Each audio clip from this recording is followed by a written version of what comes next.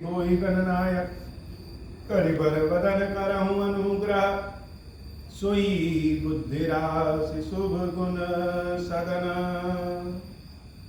जो सुमिरत सिद्धि होई गणनायक करिबर बदन करहूँ अनुग्रह सोई बुद्धि राशि शुभ गुण सदन बंदऊ गुरुपद पद्म परागा सुरुचि सुबास सरस अनुरागा मंगल भवन अमंगल हारी उमा सहित जहि जपत पुरारी सुमिर शिवा शिव पाई पसाऊं मरनऊ राम चरित चित छाऊं पानी ग्रहण जब कीन महेशा हर से तब सकल सुरेशा हरि राम चरित सब आए प्रेम पुलक लोचन जल छाए कवन सो काज कठिन जग माही जो नहीं होई तात तुम पाही राम काज लगी तब अवतारा सुनत ही भयऊ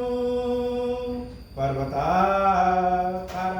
हे महादेव इस जगत बाबा इस जीवन बाबा न कोई कार्य कठिन है न ही कोई कार्य संभव है मैया सारे कार्य सरल और संभव हो जाते हैं बाबा अगर आपकी कृपा हो जाए।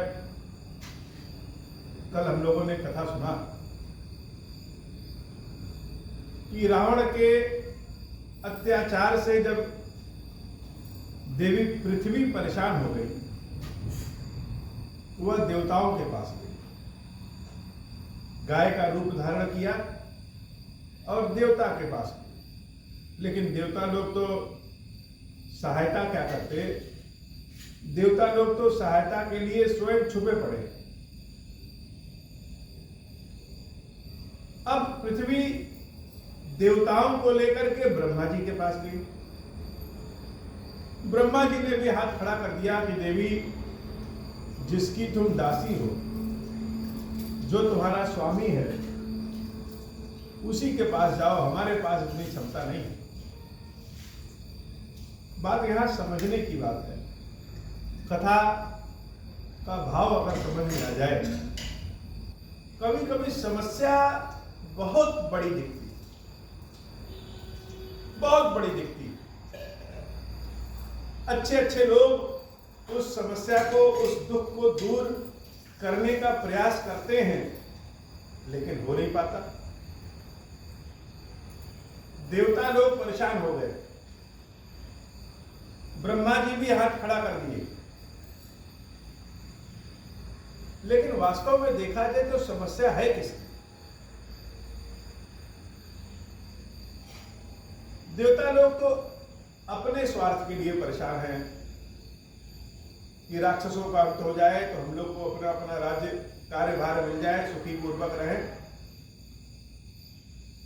लेकिन देवी पृथ्वी ऐसी है जो अपने लिए तो परेशान है ही लेकिन अपने ऊपर रहने वाले जितने भी जीव जंतु हैं लोग हैं देवता हैं मनुष्य हैं सबके लिए परेशान सबके लिए परेशान।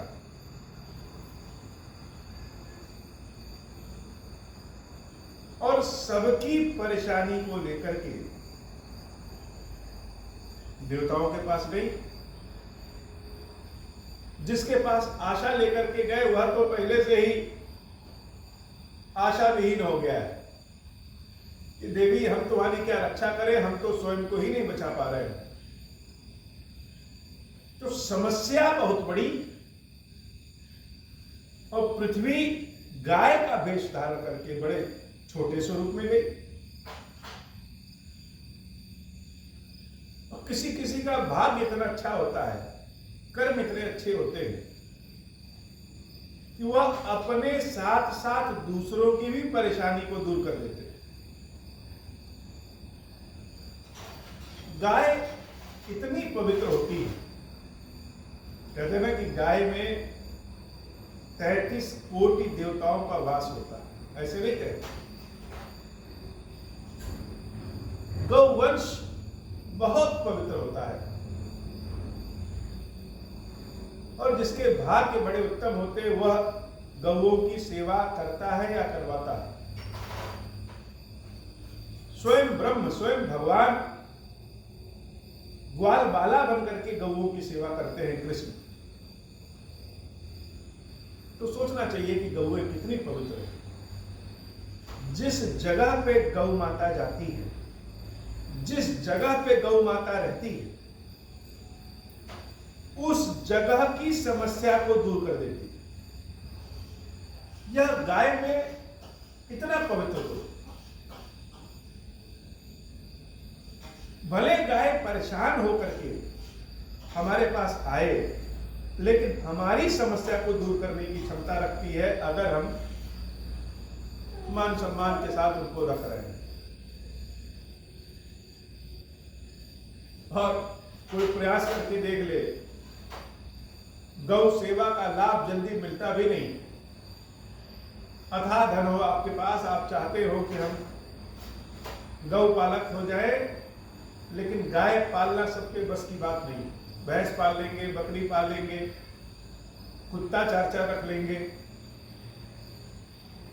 हाथी घोड़ा सब पाल लेंगे, लेकिन गाय पालना सबके बस की बात नहीं। और जिस जगह पे गाय की सेवा होती है, पालन होता है, समस्याएं अपने आप दूर होने लगती है। और जिस जगह से गौएं रूठ जाए वहां समस्याएं आ गई। तो पृथ्वी अम्बा गाय का भेष धारण करके देवताओं के पास गई।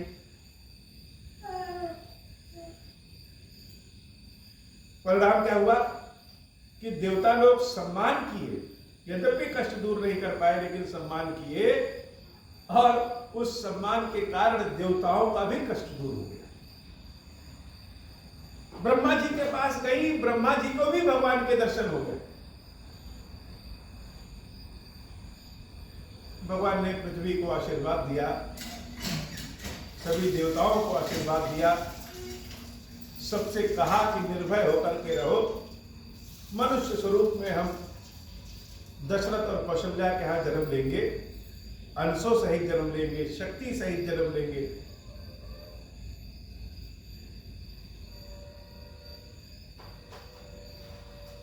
और सबके कष्ट दूर करेंगे। राम कथा इतनी रहस्यमय होती है, राम कथा इतनी सरस होती है, आनंदमय होती है। मनुष्य तो मनुष्य, देवता लोग भी, पशु पक्षी भी राम कथा का श्रवण करते हैं, सुनते हैं। यहां पे महादेव जी को जो राम कथा हम सुना रहे हैं, तो बाहर एक कुत्ता बैठ करके राम कथा सुन रहा है। हम सब न जाने कितने कितने योनियों में जन्म लिए हैं, तब जाकर के मनुष्य जन्म मिला है। तो पशु पक्षियों, जीव जंतुओं को भी राम कथा अच्छी लगती है। ये बेचारा कुत्ता अपने दायरे में रह के जानता है कि मंदिर के भीतर प्रवेश करना उचित नहीं है, तो बाहर दरवाजे पे बैठ के राम कथा का श्रवण कर रहा है।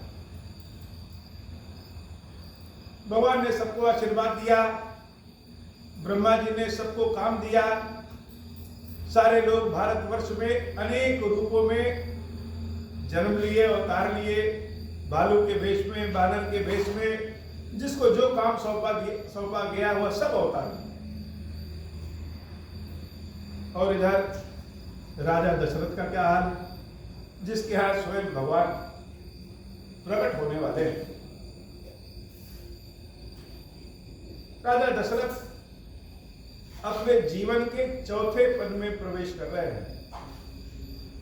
वैसे तो उनके जीवन में सारा सुख है, लेकिन पुत्र नहीं है। यह पुत्र न होने का बड़ा भारी दुख होता है कि हम अपना उत्तराधिकारी बनाएंगे तो किसको बनाएंगे। राजा दशरथ बड़े चिंतामग्न हो गए, और जब किसी सवाल का उत्तर, किसी प्रश्न का उत्तर नहीं मिलता है, चिंता में व्यक्ति डूब जाता है, तो गुरु के पास पहुंचता है। महाराज दशरथ अपने गुरुदेव वशिष्ठ के यहाँ पहुंचे।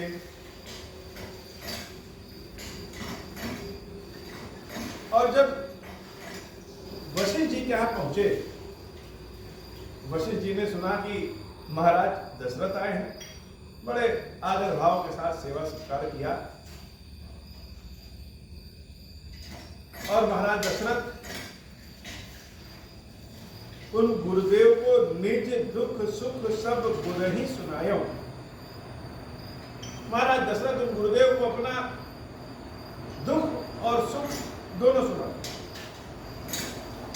ध्यान देने की बात है कि हम जब भगवान के पास पहुंचते हैं तो भगवान से अपने दुखों को तो बहुत सुनाते हैं कि हे प्रभु, यह समस्या है, यह कमी है, हमारी इस समस्या को, हमारी इस कमी को दूर करिए, हमारी दुख दरिद्रता को दूर करिए,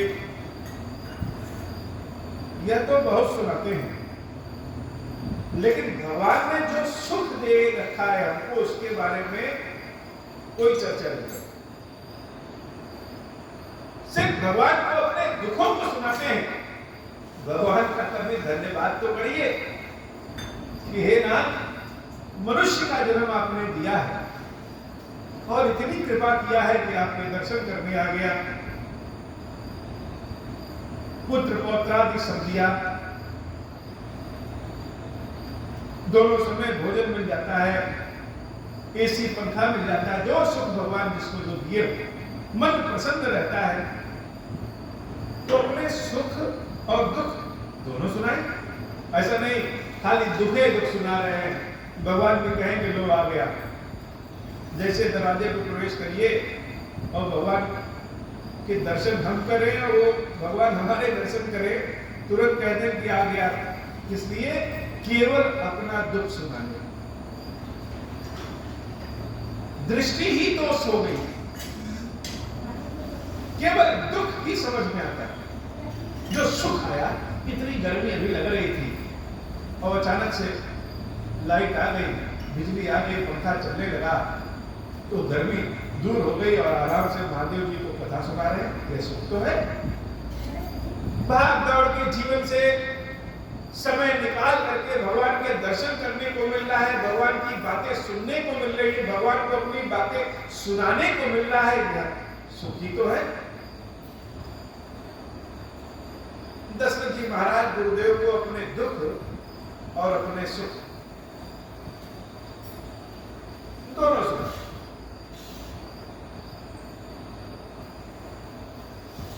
वशिष्ठ जी महाराज सुखों को तो सुन लिए, लेकिन जो दुख दशरथ जी के थे, उस दुख को सुनकर के बहुत विधियों से दशरथ जी को समझाया कि हे राजन, परेशान न होइए, एक नहीं आपके 4 पुत्र होंगे। धरहु धीर होई हई सुत चारी। एक पुत्र नहीं, कितने? 4 पुत्र होंगे। लेकिन क्या करना पड़ेगा? धरहु धीर, धीरज रखिए। जैसे किसी गाड़ी में बैठिए कहीं जाने के लिए और किसी बच्चे को बैठा लीजिए तो बैठते ही पूछेगा स्टेशन कब आएगा। 24 घंटे का रास्ता है और 1 घंटा बीता और कहा स्टेशन कब आएगा, स्टेशन कब आएगा, हम लोग कब पहुंचेंगे। ऐसे ही हम अपने जीवन में चाहते हैं कि सुख कब आएगा, सुख कब आएगा, हमारी मनोवांछित चीज कब मिलेगी। समय का तो इंतजार करें, समय तो आने दें, धीरज रखिए। कोई वशिष्ठ जी समझा रहे हैं कि धरहु धीर कोई नहीं सुचारी। धैर्य रखिए महाराज, एक नहीं 4 पुत्र होंगे। और ये चारों पुत्र कैसे होंगे? पुत्र हो जाए तो बड़ा आनंद, और कई पुत्र हो जाए और आनंद।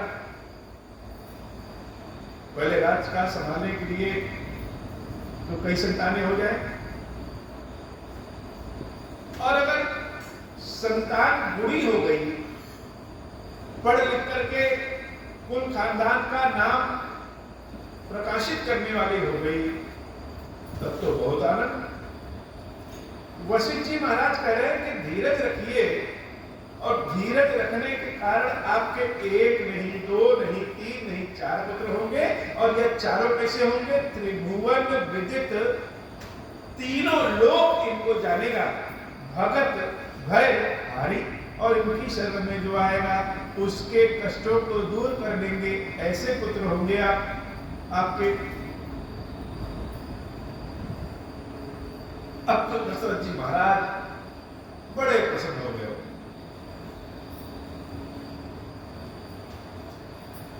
किसी को नींद लग रही हो, गर्मी लग रही हो, तो सोच रहा है कहीं बिस्तर मिल जाए, पंखा मिल जाए सोने के लिए, और मिल जाए एसी का कमरा, बढ़िया साफ सुथरा गद्दा, भोजन भी करने को मिल जाए, सेवक भी मिल जाए, तो और आनंद बढ़ गया। दशरथ जी महाराज गए थे किसी रूप में ग्लानि लेकर। ये ग्लानि बहुत बहुत ही खराब चीज। हो सकता है हमारे पास दुख नहीं है, लेकिन दुख जब ग्लानि में हो जाता है कि हमारे पास ये चीज नहीं है, सबके पास तो है। मान लीजिए कोई भौतिक चीज सबके पास है और हमारे पास नहीं, तो कुछ लोगों के बीच में जब हम बैठेंगे तो हमको बड़ा अफसोस होगा, ग्लानि होगी, मेरे पास नहीं है, भगवान को सबको दिए। तो दशरथ जी महाराज ग्लानि वाला दुख लेकर के आए थे। अब गुरुदेव वशिष्ठ जी की कृपा से आनंद वाला सुख लेकर के जा रहे हैं। धर्म धीर हुई सुचारी, त्रिभुवन विदित भगत भयहारी। समय आ गया, गुरुदेव वशिष्ठ जी महाराज कह रहे हैं कि पुत्र कामेश की यज्ञ कराना है।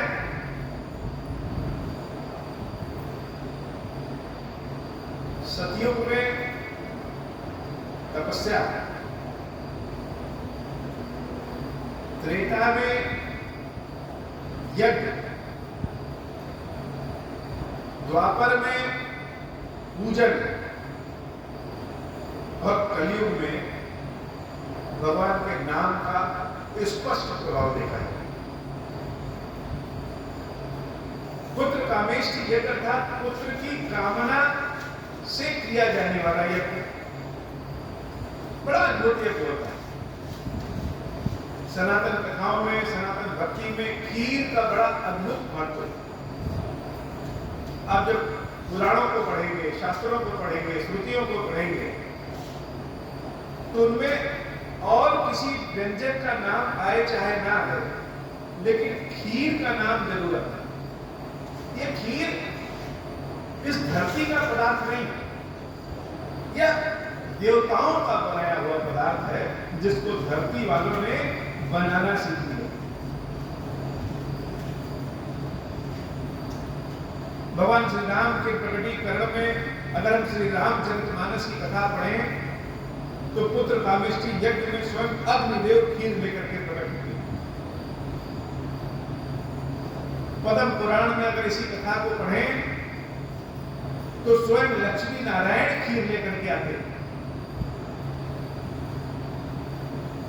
किसी और पुराण में पढ़ें तो प्रजापत्य से कोई खीर लेकर के आता है।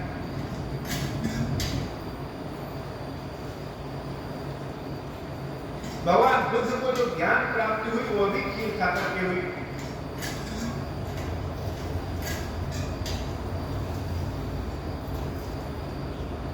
जैनी भगवान की भी प्रकटीकरण खीर खाके ही हुआ। उनकी माता ने खीर खाया और भगवान प्रकट हुए। ये खीर बड़ा अद्भुत है। वशिष्ठ जी महाराज कह रहे हैं कि पुत्र कामेष्टि यज्ञ होगा। पुत्र कामेष्टि यज्ञ शुरू हुआ, श्रृंगी ऋषि वशिष्ठ बुलावा, पुत्र काम शुभ यज्ञ करावा। श्रृंगी ऋषि को बुलाया गया, अब पुत्र कामेष्टि यज्ञ शुरू हुआ। स्वाहा स्वाहा स्वाहा। श्रृंगी ऋषि भगवान शंकर के बहुत बड़े भक्त, ज्ञानी भक्त, वैदिक भक्त। वशिष्ठ जी महाराज के ज्ञान की तो कोई तुलना ही नहीं। ऐसे ज्ञानी लोग जो भगवान के लिए पुत्र कामेष्टि यज्ञ करते हैं, तो सारे मंत्रों का उच्चारण तो बड़ा ही शुद्ध सिद्ध होगा। लेकिन बाबा कहते हैं देवी भगत सहित मुनि आहुत दीने। ज्ञान तो अपनी जगह है, लेकिन जो मुनि आहुति दे रहे हैं वो कैसे दे रहे हैं? भक्ति सहित दे रहे हैं। बड़ी सोचने वाली बात है। यज्ञ कराने वाले आचार्य श्रृंगी ऋषि, यज्ञ की आहुति स्वयं आचार्य वशिष्ठ जी दे रहे हैं। यजमान दशरथ जी महाराज अपने रानियों के साथ हाथ जोड़ करके बैठे हैं, क्या जो भी आहुति चढ़ा, उनको खुद भी नहीं समझ में आ रहा है कि यह क्या हो रहा है और क्या होने वाला है। बड़े ज्ञान के साथ श्रृंगी ऋषि मंत्र पढ़ते हैं और भगवान की प्राप्ति के लिए वशिष्ठ जी महाराज भगत सहित मुनि आहुति दीने, भक्ति के साथ आहुति देते हैं। वशिष्ठ जी जैसा ज्ञानी जब भगवान को प्रकट कराना हुआ तो क्या कह रहे हैं? भक्ति सहित मुनि आहुति दीने, अर्थात भक्ति की बड़ी परंपरा है, प्रेम से ही भगवान प्रकट होते हैं। प्रगटे अग्नि चलकर लीने, और अचानक सब लोग देखते हैं कि उस यज्ञ कुंड से प्रगटे अग्नि चलकर लीने, स्वयं अग्निदेव ही खीर लेकर के प्रकट हो जाते हैं। ये जो अग्निदेव है यह साक्षात शंकर। जब हम यज्ञ कुंड में स्वाहा स्वाहा स्वाहा कहते हैं, कि स्वाहा अग्निदेव की शक्ति है।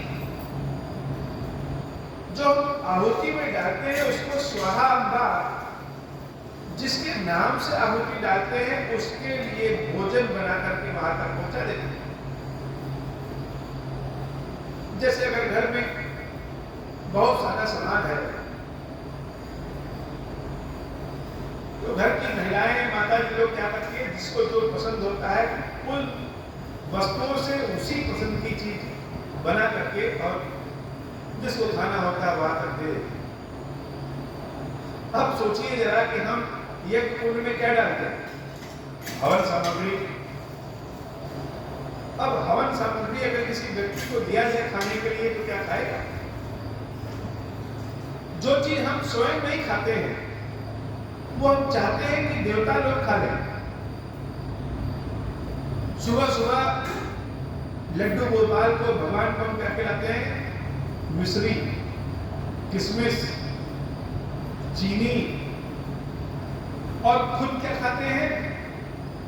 घी वाला पराठा। तो हम जो हवन सामग्री डाल रहे हैं और ओम श्री गणेशाय नमः स्वाहा कर रहे हैं, तो क्या गणेश जी वो हवन सामग्री खाएंगे? तो फिर क्यों करते हैं? या जो घी डाल रहे हैं क्या वो घी खाएंगे? या खीर पूरी तोड़ के हम डाल रहे हैं क्या वो खीर पूरी केवल खाएंगे? हम तो अपने साथ दही, घी, अचार, चटनी, सब्जी, रोटी सब लेके खाते हैं। तो काम यहाँ स्वाहा अब्बा का होता है। हम जो कुछ भी आहुति में डालते हैं, जिसके नाम से डालते हैं स्वाहा अब्बा, उनके लिए वही चीज, उनकी मनपसंद चीज उसी आहुति से बना करके उन तक पहुंचा देती है। जैसे हम भले चंदन की लकड़ी डालें, ओम श्री गणेशाय नमः स्वाहा करें, तो स्वाहा अब्बा उसी का मोदक बना करके, लड्डू बना करके गणेश जी तक पहुंचा देती है। ये अग्नि ही भगवान शंकर है और स्वाहा ही देवी पार्वती। भगवान शंकर जब विष्णु स्वरूप में होते हैं तो देवी लक्ष्मी स्वरूप में होती हैं। भगवान शंकर जब ब्रह्मा स्वरूप में होते हैं तो देवी शारदा स्वरूप में होती है। भगवान शंकर जब स्वयं शंकर स्वरूप में होते हैं तो देवी पार्वती स्वरूप में होती है। सबकी अपनी अपनी दृष्टि है। जो विष्णु है वही शंकर है, जो शंकर है वही विष्णु है। दोनों में कोई अंतर नहीं है।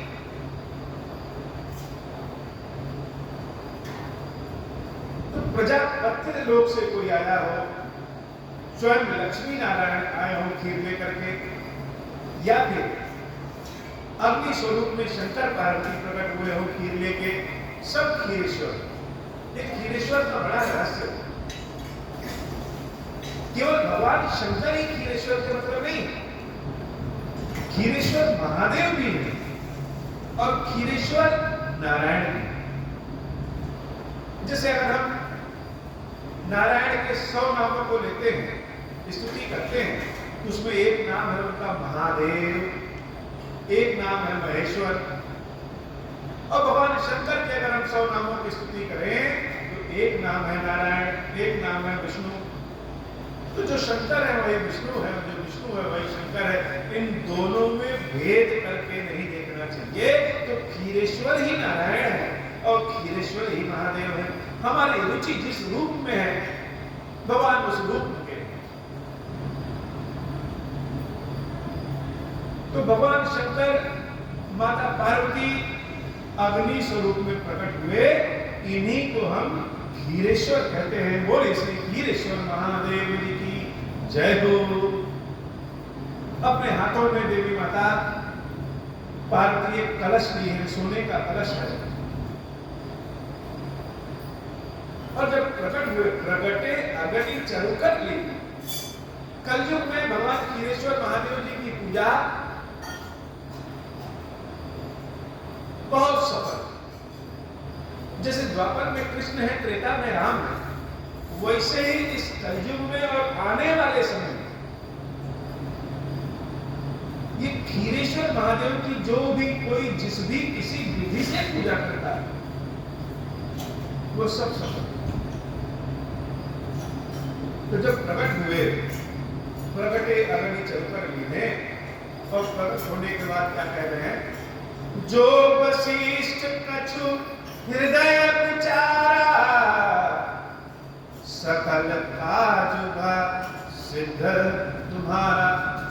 हे वशिष्ठ, जो कुछ भी तुमने हृदय में विचार किया है, सकल काज सिद्ध तुम्हारा, सारे काम तुम्हारे सिद्ध हो गए।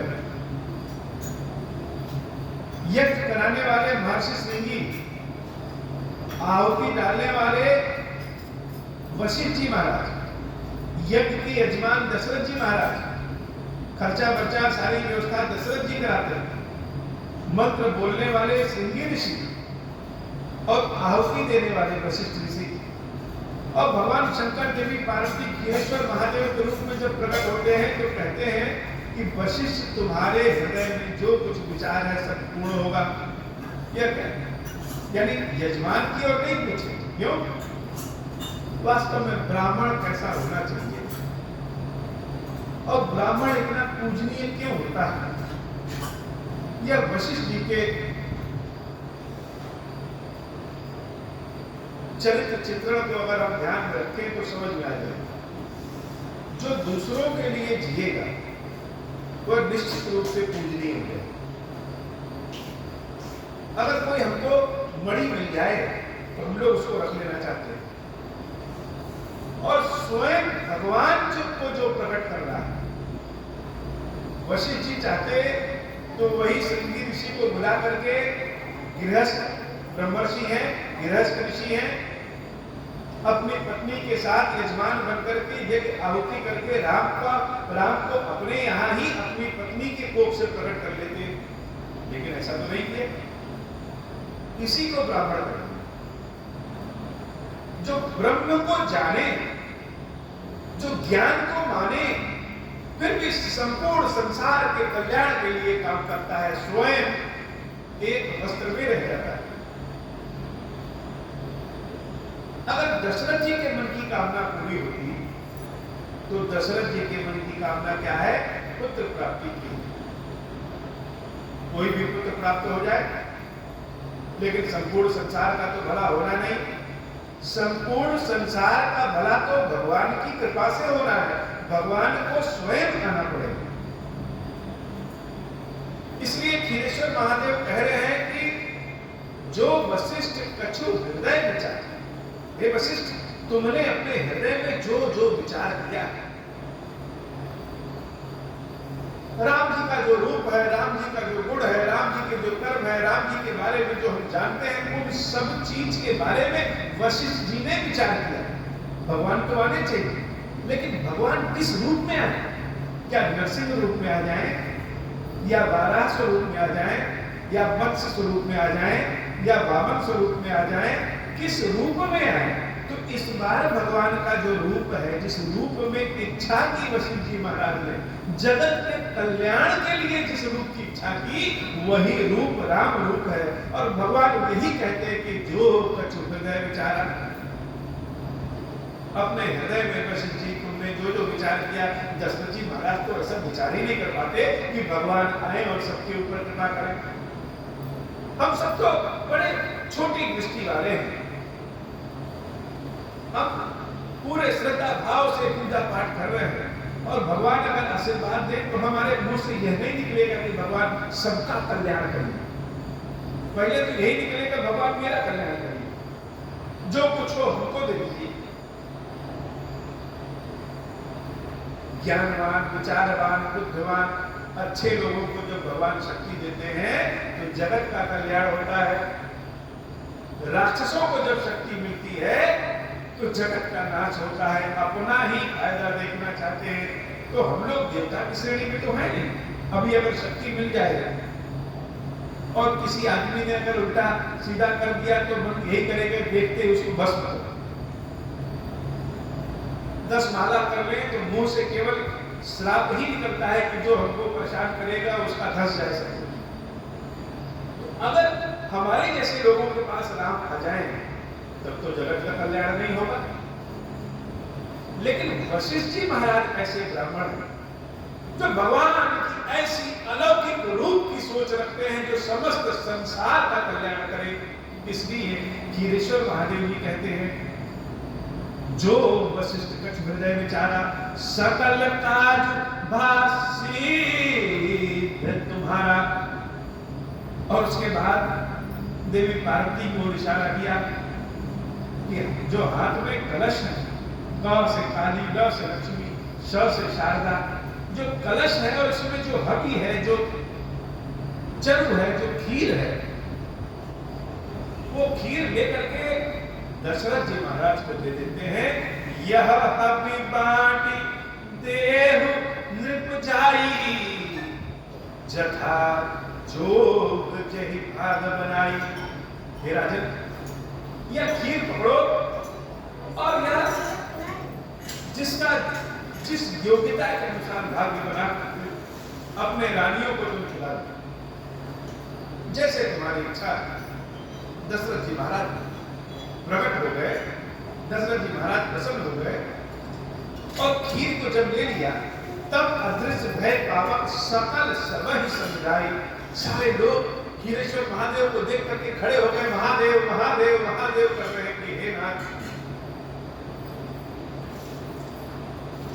ये दशरथ जी के पास तो श्रृंगी ऋषि हैं, वशिष्ठ ऋषि, इतना बड़ा यज्ञ कर सकते हैं। हम सब जैसे दीन दुखियों का क्या इस जन्म में भी परेशान है, आने वाले जन्मों में भी और परेशान हो जाएंगे।